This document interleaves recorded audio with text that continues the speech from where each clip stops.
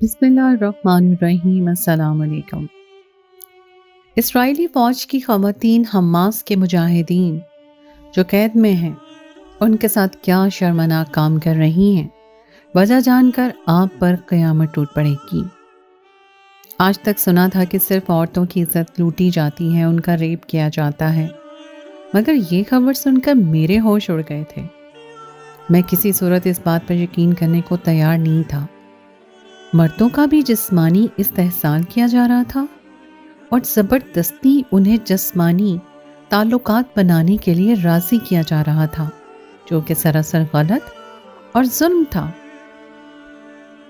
جیسے کسی عورت کی عزت لوٹنا ایک جرم سمجھا جاتا ہے، اسی طرح مردوں کے ساتھ زبردستی کرنا بھی ایک جرم ہے، جبکہ اسرائیلی فوج کی خواتین یہ ظلم سرعام کر رہی تھیں اور ان کو کوئی روکنے والا بھی نہیں تھا۔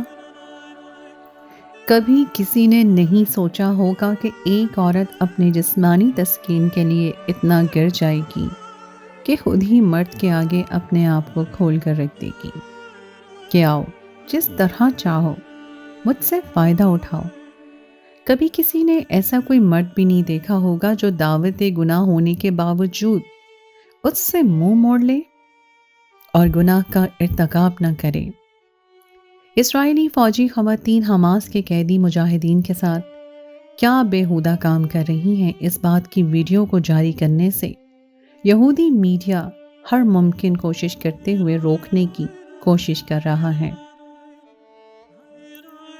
ایک کمرے میں شور و غل جاری تھا، مردانہ چیخوں کی آواز باہر تک آ رہی تھی، کوئی رو رہا تھا اور کوئی ساتھ ہی ساتھ دہائیاں دے رہا تھا کہ اس کے ساتھ یہ ظلم نہ کیا جائے، مگر ایسا لگ رہا تھا جیسے اس پر ظلم کرنے والے پر اس کی چیخ و پکار کا کوئی اثر ہی نہیں ہو رہا۔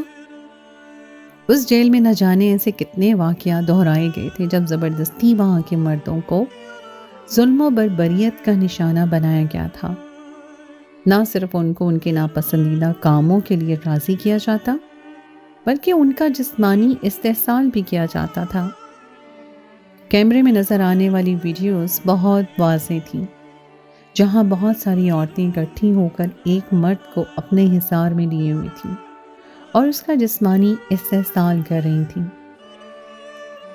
مرد کی آنکھوں میں آنسو واضح طور پہ نظر آ رہے تھے، اذیت اس کے چہرے پہ رقم تھی، مگر وہ عورتیں ایک کے بعد ایک کر کے اس مرد کو اپنی ہوس کا نشانہ بنا رہی تھیں اور اس کے جسمانی اعضاء کا استعمال کرتے ہوئے اس سے لذت اٹھا رہی تھی۔ اسرائیل کی جیلوں میں یہ کام بہت آرام سے کیا جا رہا تھا اور بہت عرصے سے کیا جا رہا تھا، مگر اس کا پردہ فاش کرنے والا کوئی نہیں تھا۔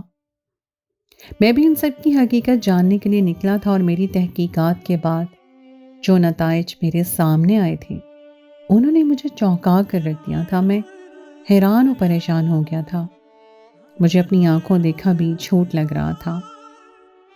کسی بھی قوم کی تہذیب عورتوں سے ہی بنتی ہے، اور اگر اس کی عورتیں اس قسم کی ہوں تو ان کی تہذیب کا تو اللہ ہی حافظ ہوتا ہے۔ مگر وہ عورتیں یہ سب کام کیوں کر رہی تھیں، اس بات کی وجہ جان کر میرے رونگٹے کھڑے ہو گئے تھے۔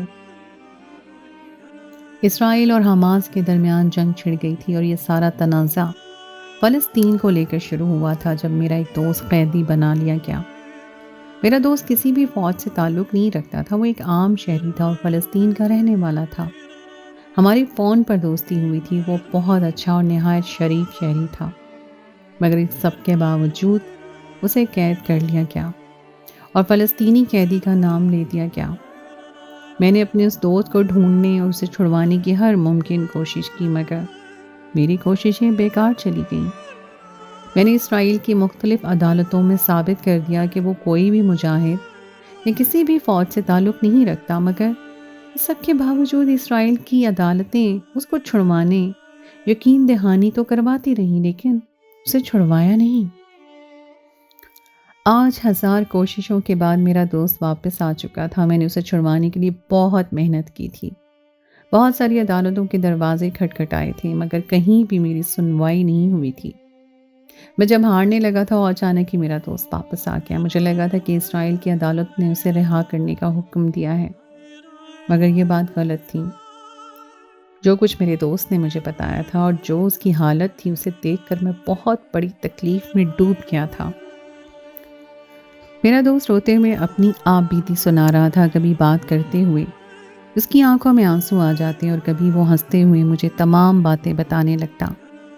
اس کی حالت ایسی نہیں تھی کہ وہ چل کر 4 قدم بھی آگے بڑھ سکتا۔ یہاں تک نہ جانے کیسے اپنے آپ آ گیا تھا، وہ اسرائیل کی جیل سے بھاگنے میں کامیاب ہو گیا تھا اور اب اپنے گھر میں چھپتے چھپاتے ہوئے پہنچا تھا۔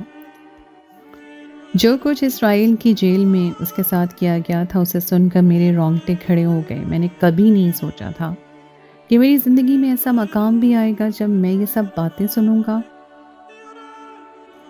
کچھ باتیں اتنی بری لگتی ہیں کہ انہیں سن کر ہمارا دل کر رہا ہوتا ہے کہ کاش ہم نے انہیں نہ ہی سنا ہوتا۔ میرا دل بھی اس وقت اپنے دوست کی داستان سننے کے بعد یہی خواہش کر رہا تھا کہ کاش میں بہرا ہوتا۔ میرے دوست کے ساتھ کس قدر انسانیت سوچ سلوک کیا گیا تھا، مجھے سن کر اتنا دکھ ہو رہا تھا۔ جس پر بیتی تھی اس کی اذیت کا کیا عالم ہوگا۔ میرے سامنے اسرائیل کی جیل میں بیتنے والے تمام حقیقتوں کا چہرہ آ چکا تھا۔ میں بار بار افسوس سے اپنے دوست کی طرف دیکھ رہا تھا جس کا انہوں نے حلیہ بگاڑ کر رکھ دیا تھا۔ ایسا نہیں تھا کہ اسے جسمانی چوٹیں پہنچائی گئی تھیں، وہاں اس کے ساتھ کچھ ایسا کیا گیا تھا جس نے انسانیت کی بنیادیں ہلا کر رکھ دی تھیں۔ کسی بھی فرقے، کسی بھی مذہب کا انسان ہو، اس کے ساتھ ایسے انسانیت سوز سلوک اس کی اجازت تو کوئی بھی نہیں دیتا۔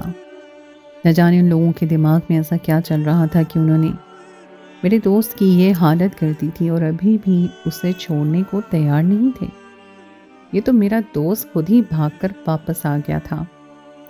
اب اس کی بتائی ہوئی باتوں کی تہ تک میں جانا چاہتا تھا۔ میرا نام ارباز ہے اور میں پاکستان کے شہر حیدرآباد میں رہتا ہوں۔ میں کافی تحقیقات کرنے والا بندہ ہوں۔ روپے پیسے کی ہمارے گھر میں کوئی کمی نہیں ہے۔ میرے والد کا خاندانی بزنس ہے جو سارا میرے کنٹرول میں، اور میں اس کا اکلوتا وارث ہوں۔ اس لیے بے فکر ہو کہ میں مختلف قسم کی ریسرچز پہ کام کرتا رہتا ہوں۔ میں کسی باقاعدہ محکمے کے ساتھ منسلک نہیں ہوں اور نہ ہی میں اپنی تحقیقات کو کسی ادارے کو دیتا ہوں، بس یہ میرا شوق ہے۔ میں شوق کے لیے ایڈونچر کرتا ہوں اور اپنی تحقیقات کے دوران میں نے بہت سارے راز جانے ہیں جن کے بارے میں نے کبھی کسی کو نہیں بتایا، مگر یہ بات بتانا مجھے بہت ضروری لگ رہا ہے۔ ایک رات میں حسب معمول اپنے موبائل پر فیس بک اور دوسری ویب سائٹس کو سرچ کرنے میں مصروف تھا جب میرے سیل پر میسج ٹون بجی۔ میں نے فیس بک کا ان باکس کھولا تو اس میں مستقیم کے نام سے مجھے میسج آیا تھا جو میرے ساتھ دوستی کرنا چاہتا تھا۔ وہ ایک فران رہائشی تھا اور اسے پاکستان بھی بہت پسند تھا۔ پاکستان آنا چاہتا تھا اور اس سلسلے میں مجھ سے رہنمائی چاہ رہا تھا۔ اس کے علاوہ اسے اپنے پسندیدہ ملک کے بارے میں جاننے کا بہت شوق تھا۔ وہ مجھ سے معلومات چاہتا تھا اور مستقیم خوش اخلاق اور اچھے مزاج کا بندہ تھا۔ وہ اپنی تصویروں میں بہت خوبصورت نظر آتا تھا۔ میں نے اسے پاکستان بلانے کا فیصلہ کیا اور کچھ ہی عرصے میں وہ اپنے کام نپٹا کر پاکستان میرے پاس چلا آیا۔ اس کے یہاں آنے کا تمام انتظام میں نے کیا تھا اور اسے پاکستان کی بہت ساری جگہیں دکھائیں۔ وہ میرے ساتھ رہتے ہوئے بہت خوش تھا۔ ہمیں ایک دوسرے کی زبان نہیں آتی تھی، ہم موبائل فون پر ٹرانسلیٹر کا استعمال کرتے ہوئے ایک دوسرے سے بات کرتے تھے۔ یوں تو میرے بہت سارے فیس بک فرینڈز تھے، لیکن میں ان سے ملتا جلتا رہتا تھا، مگر مستقیم میں نہ جانے ایسی کیا خاص بات تھی کہ وہ میرا سب سے بہترین دوست بن گیا اور دن بدن ہمارا تعلق گہرا ہوتا جا رہا تھا۔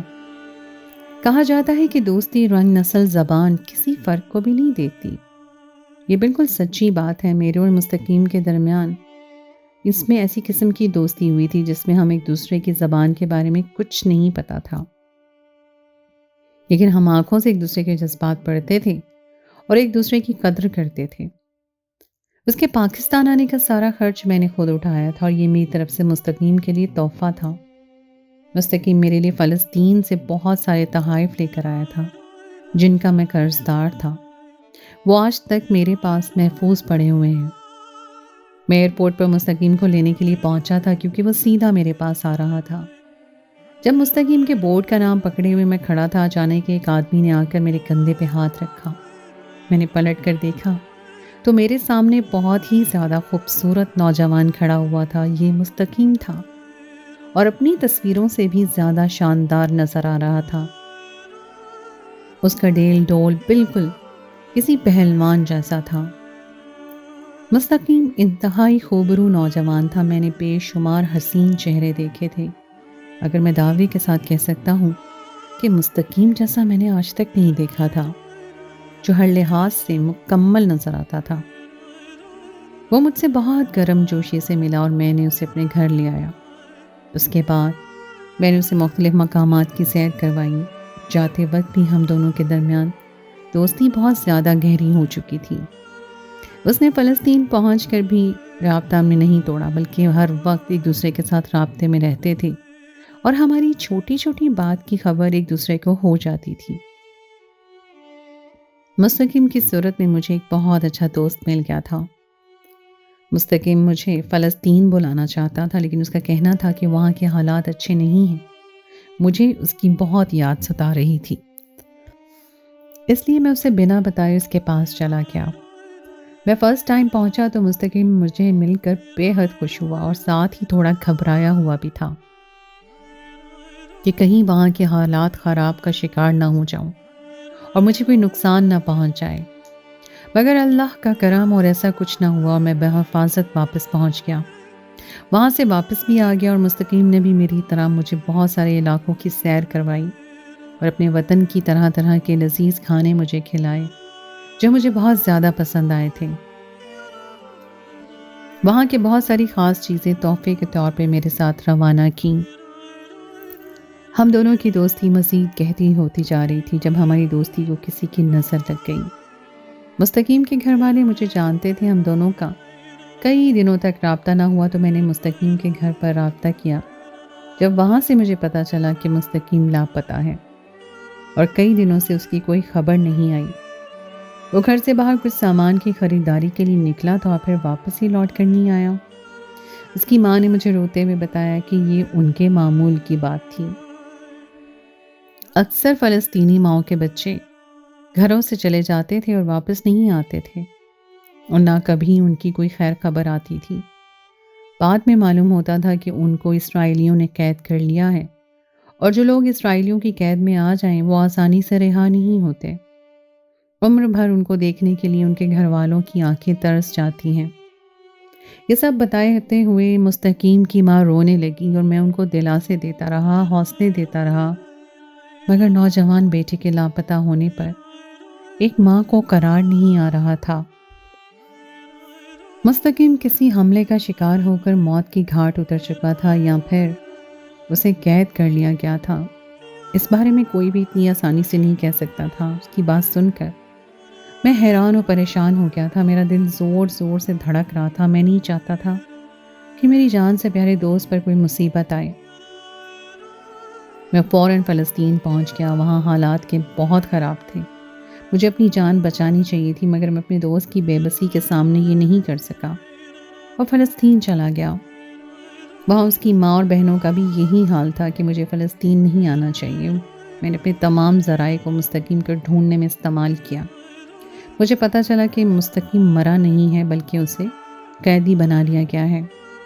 وہ کس جیل میں تھا میں یہ جان چکا تھا۔ مجھے اسرائیل جانا تھا، وہاں جا کر اپنا مقدمہ لڑنا تھا۔ بطور مسلمان میرا اسرائیل میں جانا میری جان جوخم میں ڈالنے کا کام تھا، مگر اپنے دوست کے لیے میں یہ بھی کر گزرنے کو تیار تھا، کیونکہ اس کی میرے دل میں محبت سمائی تھی کہ میں اسے چھوڑنے کے لیے کسی بھی قیمت پر راضی نہیں تھا۔ اسرائیل میں میرے والد کے جاننے والے بہت تھے۔ وہاں پہ جا کر مجھے کافی تحفظ مل گیا۔ میں نے مختلف عدالتوں سے رجوع کیا اور مستقیم کا مقدمہ لڑنا شروع کر دیا، مگر ہر بار مستقیم کو ایک عام فلسطینی شہری ثابت کرنے کے باوجود بھی اسے رہائی نہیں مل رہی تھی۔ یہ عدالتیں اس کی رہائی کی یقین دہانی کراتی اور پھر اس کے بعد مستقیم کی کوئی خیر خبر نہ ملتی۔ اس صورتحال نے مجھے بہت پریشان کر دیا تھا۔ میں سر پکڑ کر اس کے گھر میں بیٹھا ہوا تھا جب اچانک ان کے گھر کا داخلی دروازہ بہت زور سے دھڑ دھڑایا کیا۔ اس کی بہن نے جا کر دروازہ کھولا تو اس کی چیخ نکل گئی۔ ہم سب ڈر گئے کہ نہ جانے کیا ہوا ہوگا۔ مجھے لگا تھا کہ شاید اسرائیلیوں نے مستقیم کے پورے گھر پر حملہ کر دیا ہے، وہ انہیں مارنا چاہتے ہیں، مگر خدا کا شکر کہ ایسا کچھ نہیں ہوا تھا۔ میں حیرت زدہ سے اپنے سامنے دیکھ رہا تھا، مجھے اپنی آنکھوں پہ یقین نہیں آ رہا تھا۔ میری وجود پر سکتہ طاری تھا۔ میں نے کبھی خواب میں بھی نہیں سوچا تھا کہ میں اپنی جان سے پیارے دوست کو اس حالت میں دیکھوں گا۔ وہ کمزور اور لاغر وجود لیے میرے سامنے کھڑا ہوا تھا۔ اسے گم ہوئے ابھی 15 سے 16 دن ہوئے تھے اور اس کی یہ حالت میرا دل کاٹ رہی تھی۔ اس کے ساتھ ظلم و بربریت کی حد کر دی گئی تھی۔ اس کا چہرہ، تقریباً سارا جسم بے داغ تھا، اس پہ کوئی نشان نہیں تھا، مگر وہ انتہا کا کمزور ہو چکا تھا اور اس کی آنکھوں کے گرد گہرے حلقے پڑے ہوئے تھے۔ وہ بہت صدیوں کا بیمار لگ رہا تھا۔ اس کی آنکھوں کے آگے اندھیرا چھایا اور وہ زمین بوس ہو گیا۔ میں جلدی سے آگے بڑھ کر اسے اٹھایا اور گھر کے اندر لے گیا۔ اس کی بہنوں نے ڈرتے ہوئے جلدی سے گھر کے دروازے بند کر دیے۔ ہم کافی دیر اسے ہوش دلانے کی کوشش کرتے رہے، مگر اسے ہوش نہ آیا۔ اس کی کمزوری حد سے سوا تھی، اس لیے اس کا وجود بے جان ہو رہا تھا۔ اسے ہم نے گرم دودھ اور کچھ پھل کھانے کے لیے دیے، جسے اس نے سوتی جاگتی کیفیت میں کھایا اور پیا تھا۔ مستقیم کی طبیعت سنبھلنے میں کافی وقت لگ گیا تھا۔ تقریباً 1 ہفتہ اس نے کچھ بہتر ہونے میں لگایا تھا۔ اس کے بعد میں نے اسے جیل میں کیے گئے مظالم کے بارے میں تمام واقعہ پوچھا تو میرے سامنے وہ پھوٹ پھوٹ کر رو دیا۔ اس کا رونا مجھے اذیت میں ڈال گیا تھا۔ میں نے کبھی سوچا نہیں تھا کہ میرا جان سے پیارا دوست اس طرح میرے سامنے رو رہا ہوگا۔ اس نے مجھے اپنے اوپر بیتنے والے تمام مظالم کی داستان سنا دی تھی۔ اس کا کہنا تھا کہ اس کے ساتھ جیل میں انتہائی برا سلوک کیا گیا ہے، جو ایک مسلمان کے لیے بالکل بھی قابل قبول نہیں ہے۔ وہاں کی فوجی خواتین نے اسے اپنی ہوس کا نشانہ بنایا تھا اور وہ تمام لوگ اس کے ساتھ اجتماعی طور پر جنسی استحصال کرتی رہی تھیں۔ اسے قمخانہ میں قید کر لیا گیا تھا۔ وہ لوگ بس اس کا جسمانی فائدہ اٹھانا چاہتے تھے۔ ہر روز عورتیں گروپوں کی صورت میں آتی تھیں اور اس کا جنسی استعمال کرتے ہوئے خود کو تسکین پہنچاتی تھیں۔ وہ بہت تھک جاتا تھا، لیکن عورتیں رکنے کا نام نہیں لیتی تھیں۔ جب اس کے جواب دینے لگتی تو وہ جنسی جذبات کو ابھارنے والی ادویات اسے کھلا دیتی تھیں اور انجیکشن لگا دیتی تھیں، جس کے بعد اسے پھر سے ایک جنون سا بھر جاتا اور وہ عورتیں پھر سے اس کے استعمال کرنے لگتی۔ زیادہ انکار کرنے پہ وہ اس کو بند کر کے اس کا استعمال کرتی تھیں۔ میں حیران ہوتے ہوئے مستقیم کی بات سن رہا تھا۔ کوئی عورت اتنا کیسے گر سکتی ہے؟ میں نے کبھی نہیں سوچا تھا۔ میں جانتا تھا کہ مغربی معاشرہ بہت ہی بیہودہ ہو چکا ہے اور وہاں پر بہت ہی گھٹیا قسم کے کام ہونے لگے ہیں، مگر ایک قیدی کے ساتھ اس طرح کے سلوک نے میرے پاؤں کے نیچے سے زمین نکال دی تھی۔ کیا اسرائیلی حکام کو اس بات کی خبر نہیں تھی کہ ان کی یہ فوجی خواتین کیا کام کرتی پھر رہی ہیں؟ وہ جیل کے قیدیوں کو کس طرح اذیت پہنچا سکتی ہیں؟ سب کچھ جانتے ہوئے بھی وہ جان بوجھ کر اندھے بن رہے تھے۔ آخر ان تمام کاموں کے پیچھے ان کا مقصد کیا تھا؟ ان کے اپنے مرد بھی تھے۔ مجھے یہ کوئی گہرا راز معلوم ہو رہا تھا، اور جب تک میں اس راز کی کوئی کھوج نہیں لگا لیتا، میں سکون سے بیٹھنے والا نہیں تھا۔ میں نے کچھ وقت اور اسرائیل میں گزارنے کا فیصلہ کیا اور وہیں پر گھومتے پھرتے ہوئے حالات و واقعات کا جائزہ لینے لگا اور وہ وجوہات تلاش کرنے لگا جن کی بنا پر اسرائیلی ہی فوج کی عورتیں اس طرح کے انتہائی اقدام اٹھانے پر مجبور ہو جاتی تھیں۔ اسرائیل میں میرے ہندو دوست تھے، وہ میرے کہنے پر تحقیقات کر رہے تھے۔ میں نے ہر جگہ اپنے دوست بنائے ہوئے تھے، یہ میرے فیس بک فرینڈز تھے۔ مجھے دوستیاں کرنے کا بہت شوق تھا۔ اس طرح میں اپنے دوستوں سے ملنے جاتا تھا اور ان کے لیے تحفے تحائف لے کر جاتا تھا اور ان کو پاکستان آنے کی دعوت دیتا تھا۔ میرے پاس پیسے کی کوئی کمی نہیں تھی۔ میں سارے دوست مجھ سے بہت خوش تھے۔ ان سب کو میرے ساتھ بہت مزہ آتا تھا کیونکہ میں ان کی اتنی خاطر تواضع کرتا تھا۔ ان کو یہ مہمان نوازی بہت پسند آتی تھی، اور جن دوستوں کے پاس پیسے نہیں ہوتے تھے میں ان کو اپنے خرچے پر پاکستان آنے کی دعوت دیتا تھا۔ میرے یہ ہندو دوست جب بھی اپنے دیش بھارت جاتے تھے تو بھارت سے میرے پاس پاکستان آتے تھے۔ ان تحقیقات کے بارے میں اسرائیلیوں کو کانوں کان خبر نہیں تھی۔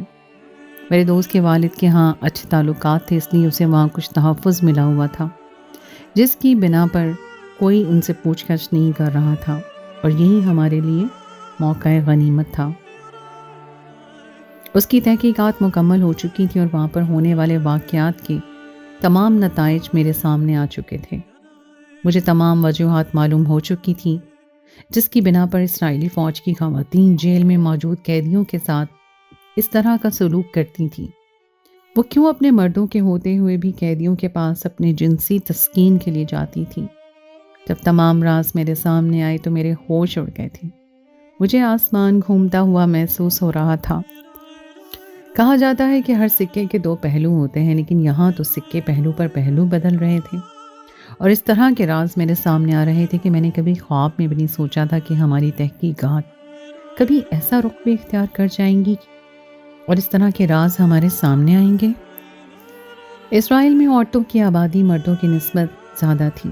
اسرائیل میں مرد کم پائے جاتے تھے، اسی وجہ سے اسرائیلی فوج میں عورتوں کو تعینات کیا جاتا تھا۔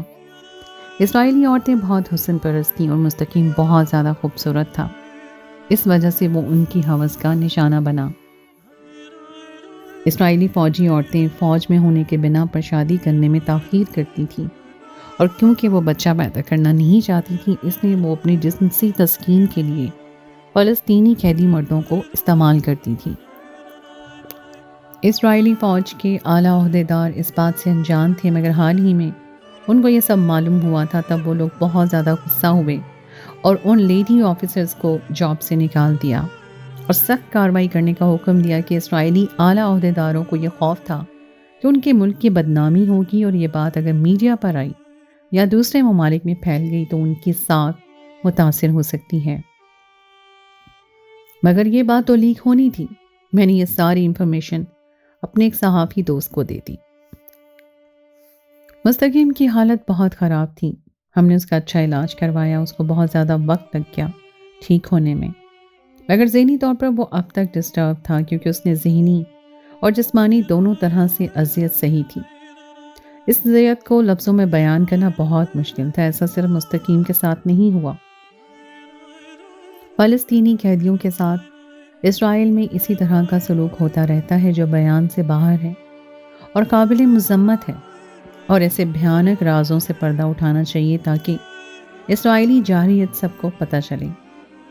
اس خبر کے میڈیا پہ چلنے کے بعد اسرائیلی فوج کے اعلیٰ عہدیداروں میں کھلبلی مچ گئی۔ انہوں نے یہ خبر نشر کرنے پر پابندی لگا دی، مگر اب یہ راز سب کے سامنے آ چکا ہے۔